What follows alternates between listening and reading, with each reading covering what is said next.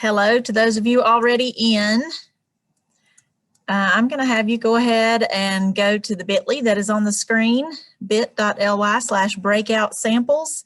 And we've got about 2 minutes before we start. So we'd like for you to get the idea of a breakout room firsthand.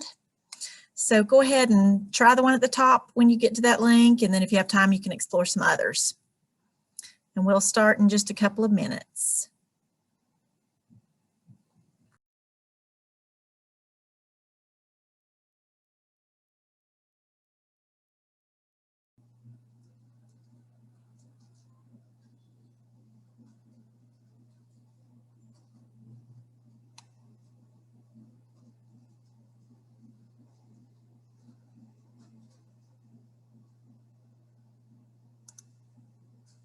We've had a couple more people join us, Janet, so I went ahead and let them in.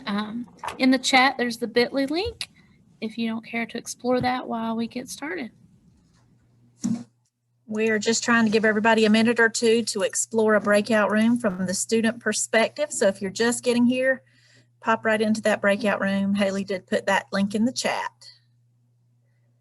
And just explore for a moment because we're going to talk about it.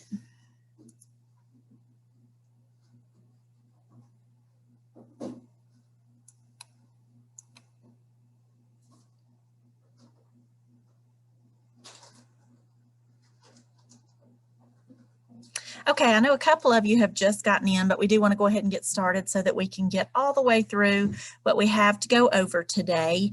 And if you're like me, this particular slide deck is very mesmerizing. I could sit and watch this little elevator all day long, but we're going to talk about the elevator in a few minutes. And so we do want to jump right in and get into these breakout rooms, or you may call them escape rooms.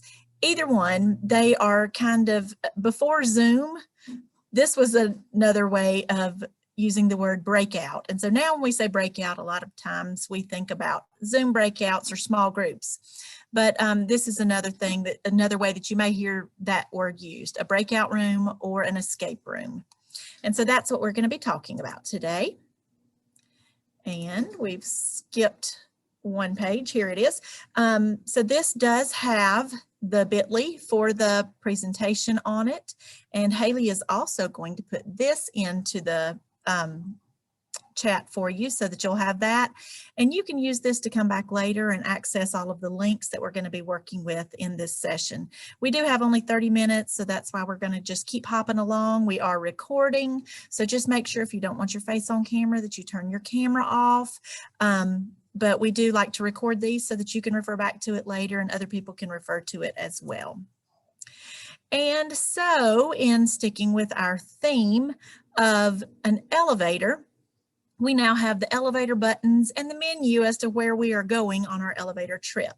And so we're going to click button 1 and it's going to take us right into onto the first floor. And so I'm Janet Frazier. I am the Digital Learning Facilitator for the Inca District. And I'm Haley Stamey, the Irwin District Digital Learning Facilitator. So nice to see you guys today.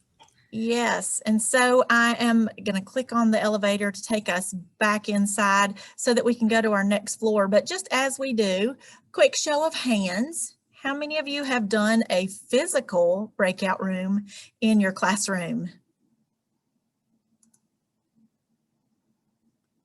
Okay, so some of you have done the physical breakout room. That's fantastic.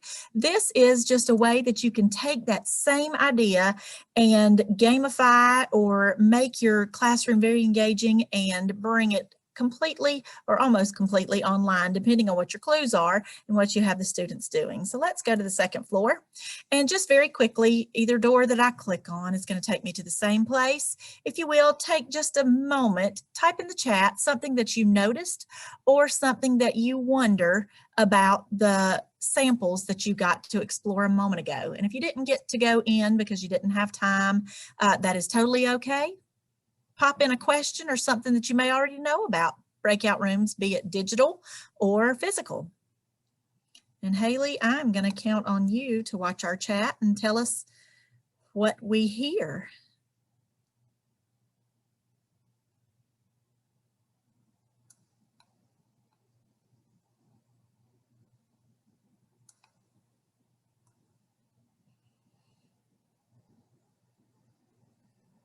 All right, so we're starting to see some notices. Linking to videos, a survey to fill out, highly interactive, gets the kids clicking. Rebecca said, I noticed that the Google Sites was being used as a platform with an embedded video. And she wonders how the video could help students get the clues. Pam says different platforms. Very good. Lots of things that you notice. Not as much that you wonder. So y'all may need to be the ones teaching this instead of Haley and I, because you may already know what we know. So we're going to pop back into our elevator and we are going to go to the 3rd floor. And we are going to look at the plan.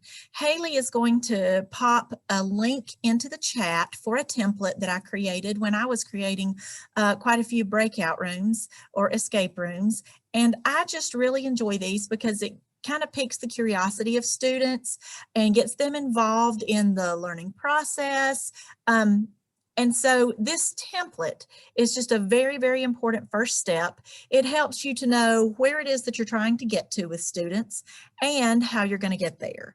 And so when you click on this link, it's going to force a copy. And it may seem like you're having to put a little bit of time into this now, but it does save time down the road and you don't have to backtrack and think about, okay, where am I going to get that clue? How am I going to present that clue? Which is one of the things that Rebecca brought up a moment ago about how is a video going to help the student. And so excellent question, because we're going to be talking about that in just a moment. So go ahead and force a copy of that template so that you'll have that copy, and then you can duplicate this as many times as you want. You may tweak it to be a little bit different than what I have on it. This is the one, like I said, that I created that I use a lot. But this also points me back to the content that I'm using this with. What curriculum, what standards am I trying to really push home to students? And what do I want them to know when we get done with this breakout room? Haley, are we good with the chat? All right. All right, so we're going back into our elevator. And we are going to go to the 4th floor and talk a little bit about the clues, and then we will hop over to some clue tools. So how are students going to find clues? And this is where a video may come in handy. So sometimes we want our students to watch a video, but instead of saying, hey, watch this video, if we have them in a breakout room or an escape room, we can have a video there that's going to hold clues. And so it might be a video about, and probably several of you saw this one when you were in the breakout room sample, a video about the planets, or it might be a video about the American Revolution, or it might be a video explaining how to work a math problem, or how to do some particular science process that you want the students to know about. So it can be a video really about anything that is necessary material that you want your students to explore. The video can house any number of clues. And so what you'll want to do is, as you watch the video, if you have particular material in there that you want to pull out as clues, it could be a name, it could be a date, it could be colors, it can be directions.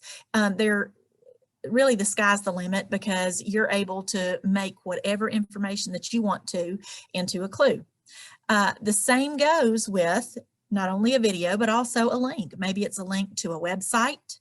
It could be information that you presented in a lesson yesterday, and you might have that Zoom recorded, and you may have a link to that Zoom where students can go back and rewatch if they can't answer a particular question, so that they are getting a review of material that you've presented.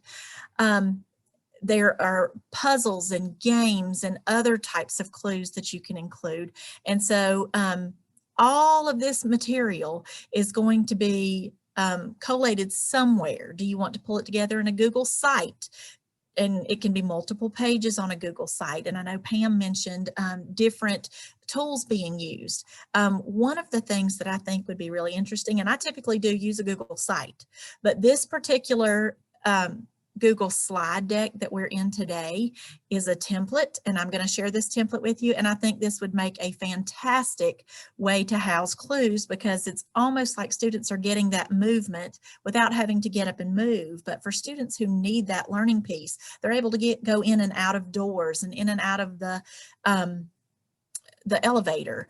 And so it kind of moves them around to different places. So clues, you got to think about what you want to be your clues and how are you going to present those clues. And there are other clue ideas, specific tools that you might use to share clues. So digital jigsaw puzzles are always great. And again, in this world that we're living in right now, sometimes we need them just to kind of concentrate on different manipulatives that they can use on their device. So a digital jigsaw puzzle is a great way to do so. I love digital jigsaw puzzles, and this goes to Jigsaw Planet. You're able to upload your own pictures. So it could be a map that you upload. It could be a picture from a PowerPoint, a PDF. So it could be anything that you create, or it could be a picture that just has a clue in it. Maybe it's an animal or a picture of something cultural. So whatever it is that you're wanting to use for that. And it also gets those students who need that spatial learning and helps them in moving those puzzle pieces. Links to primary sources can be great places to find clues or to obtain clues that you want to use. You can have students use a calculator, and there are links to the calculators. Classtools.net, if you're familiar with that, is a great place to actually create clues. And then this breakout resource board, which Haley is also going to add to the chat. And again, you have access to that when you come back to this a little bit later. But this is a compilation of a lot of different clue resources that you can use in creating clues. And so, you know, you may have a few go-tos that you use. Jigsaw Planet is one of my go-tos that I like to use, especially when I'm working with younger students. But this gives you a plethora of different resources that can help you with building different clues in different ways. There's a ticket maker, so you could create a ticket to an event. There are different tools that flip words backwards or upside down, and there's just a lot of different ways and different things that you can explore on there. And Janet, I think we have a question from Miss Moore, or she's really excited and raised her hands, or either she's got a question. Oh, I'm sorry. I saw somebody raise their hand a while ago, but I thought you were responding to that first clue. I'm so sorry. No, that's what I was doing. I was responding to the first clue. Okay, just making sure. I'm super excited, Haley. You are correct. This is awesome. Like, wow, I'm loving what y'all have done. What a great resource. Thank you so much. Wonderful, wonderful. Well, we are going to be flying through, so I know we are not going to do it justice in 30 minutes, but lots for you to take and digest later too. So, all right, let's go to the 5th floor, and we're going to talk just real quickly about how we go about building both the form, and I use Google Forms to build a lock, well, to build and house several locks, and then building a breakout site. Or again, you could use a PowerPoint, you could use Google Slides, but something that's going to house your clues as well as your form. So when you build a form, you actually can type in forms.new, and if you're logged into Google, it's going to pull up a new form that's going to be linked to you. And so when you build the lock, you're going to decide what kind of lock you want. And so just for example, I am going to pop out of here for a second. And we are actually going to do this. If I can move, there we go. All right. So let's go to forms.new. And I just want to show you really quickly how I go about doing this. So this would be my new form. I would title it whatever it's going to be. Oops. So maybe according to the unit, maybe it's a catchy title to get the students intrigued in whatever's going on. And then you're going to put in your question. And so if we needed, if our answer was a panda bear. Now, obviously, this would be a word lock, and I would make it a short answer question. So with this, you can kind of explore some of these. And again, we're going to be going through this quickly, but I'm going to make it required. I'm going to do the response validation. And so for my response validation, and this is how you could go about making this a number lock. You could make it, we're going to do text, and we don't want text that contains. We want it to be, and I have still got a menu in the way. Sorry, I'm going to have to go back to regular expression.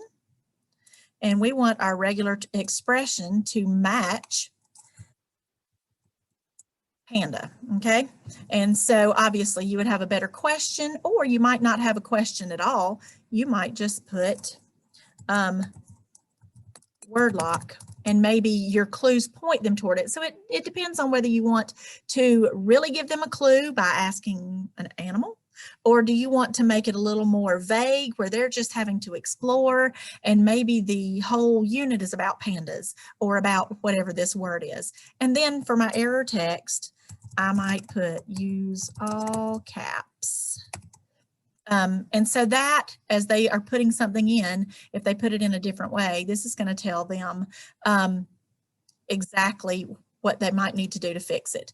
Now, if this were a directional lock, you might say U is up, D is down. You could do L is left, R is right, north, south, east, west. So there's, you know, all different kinds of ways that you can do that. All right, and so let's see, is there any particular questions about that? You do want to make them each, I know this is a whirlwind, you want to make them each required, and you want to do the response validation so that it doesn't accept their answer until they get the correct one, and that's what locks it. Will you show really quick on that form where you got that information one more time that popped up at the bottom, how you got them? Sure, they, this? Yes, we're okay. to get that box to pop up for them. Sure. So if I want, okay, yes. There you go. Thank you. Okay. So when we're in here, let's see, maybe it's going to be a number lock this time. I would go to the 3 dots at the bottom right, and I would click response validation. And when you click response validation, then that is going to lock it until they get the exact answer that you want. And so my number, I don't want it to be greater than, I want it to be either is number or equal to. Okay, and so then I would have to tell them what number I want. Maybe my answer is 1, 2, 3, 4, 5. And then what clue am I going to give them as they're trying to solve it. So, you know, this could be zip code, or this could be phone number, this could be year. You know, you could put whatever clue that you wanted to in that particular space there for your custom error text. Does that kind of answer that? Yep, we were just making sure we knew exactly how to get that to pop up. Thank Wonderful.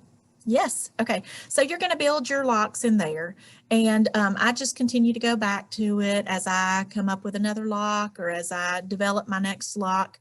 But then you're going to build your site for your breakout clues.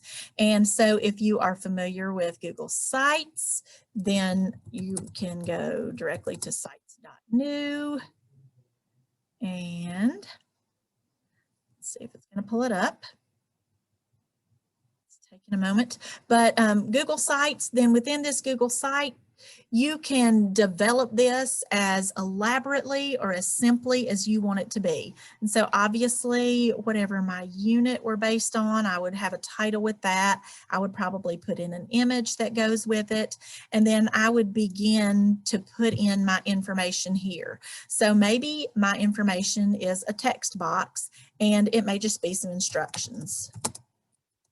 Okay, maybe I have an image, and I might load an image in here, and then that image might even be a live link out to a website about whatever it is that we're talking about.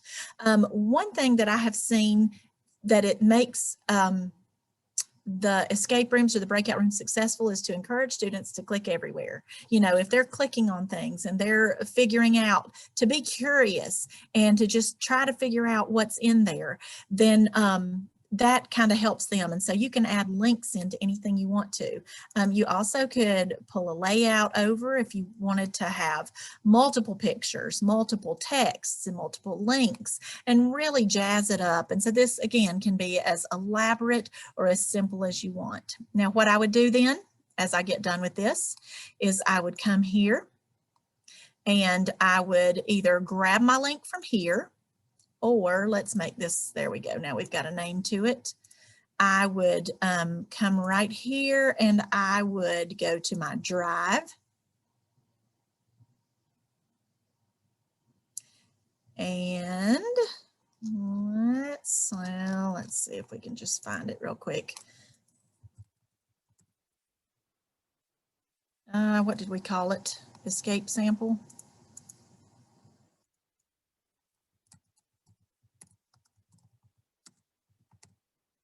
There we go. There it is.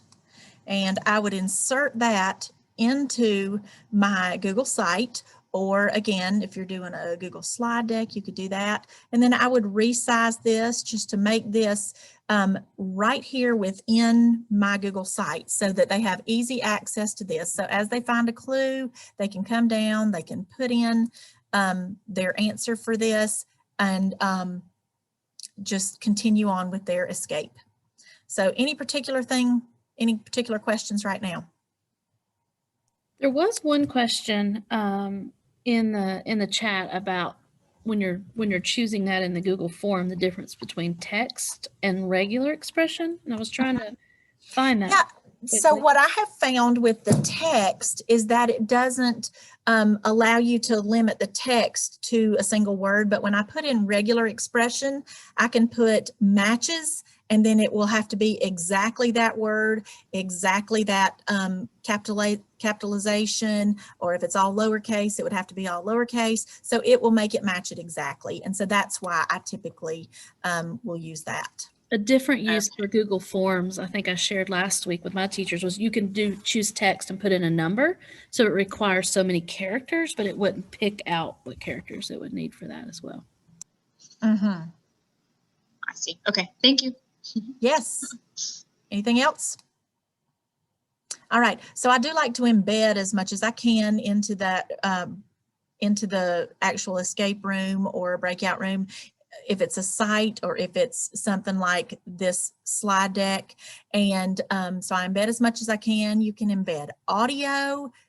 Clues could be an audio. Maybe if you're working with some kind of cultural lesson, it could be music from that culture. You know, there's all kinds of different options that you could use for that. And then also providing links if you need to. And then of course your form is going to be locked. So we are going to click on this clock because, and this is Haley's favorite thing that we're going to cover today.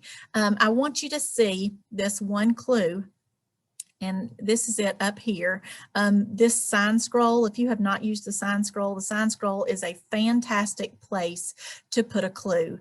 And so I think we might have enough time that we can let you try creating a clue with this. So you're going to use the bit.ly here at the bottom, bit.ly/sign scroll, and it's going to take you to this particular website.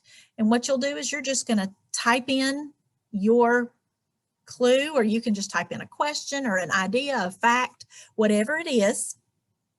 And then you are going to say create scroll or create sign. I can't remember exactly how it says it. But then what you do is you save it to your computer. And then when you get ready, what I did to put this here was I clicked insert image, and then this sign bot is how it saves to my desktop as an image, and it just pulls it right in. And then of course you can see that it moves. And so I'm going to let you take 1 minute. If you need to minimize us, that's great.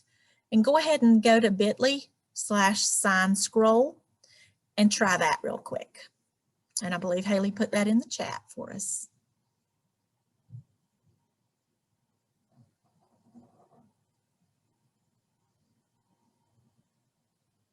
All right, so we are going to now go to the 6th floor, and I just want to share with you very quickly a couple of tips to make your life easier.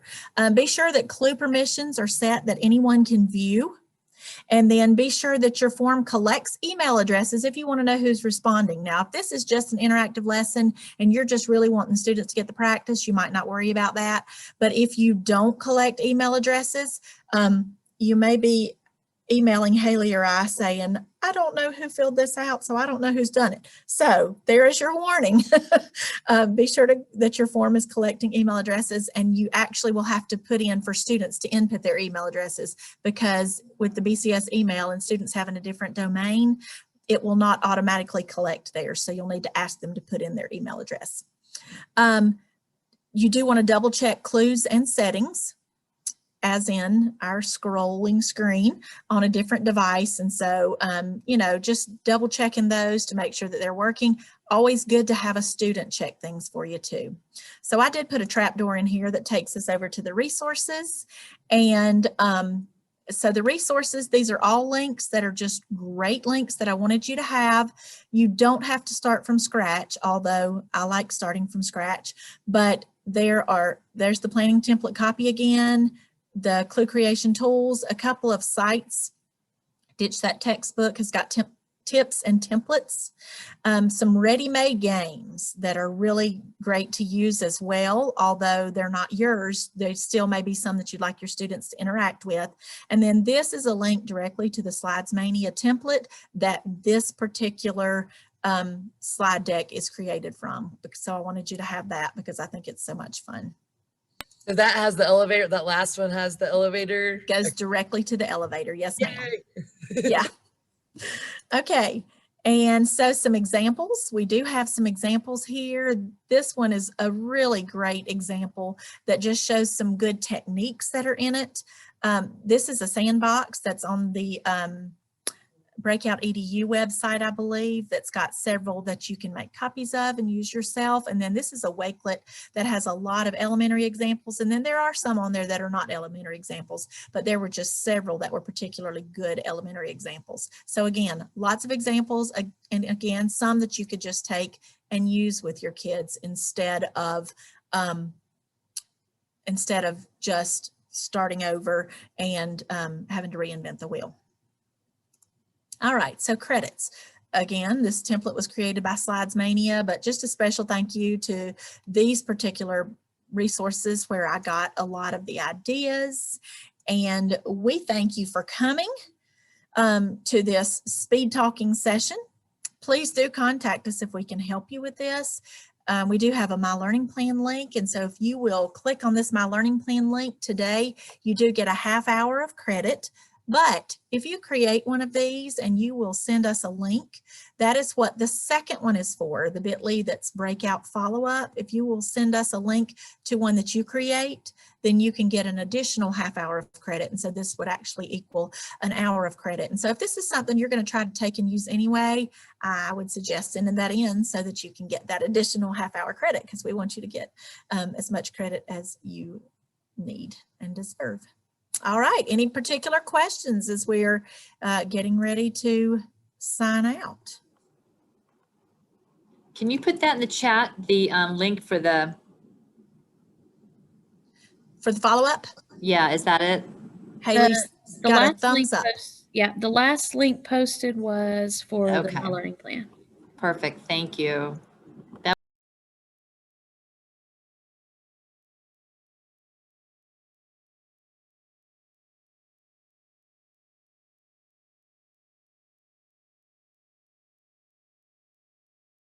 And then the breakout follow-up is the one where you can, and go ahead and sign up for My Learning Plan today. Even if you don't do the other, you get the half hour of credit. But then if you do, if you create one of these and share it back to us so that we can see what you do, then you get that additional half hour, and that's what the follow-up is for. Yeah. And if you're needing the slides again, because there's lots of links and lots of wonderful things, escape BCS. So it's bit.ly/escape BCS, all lowercase. I thought that was kind of fun. Yes, and easy to remember, because I couldn't find our slideshow and I just typed that in a while ago. All right, any other questions?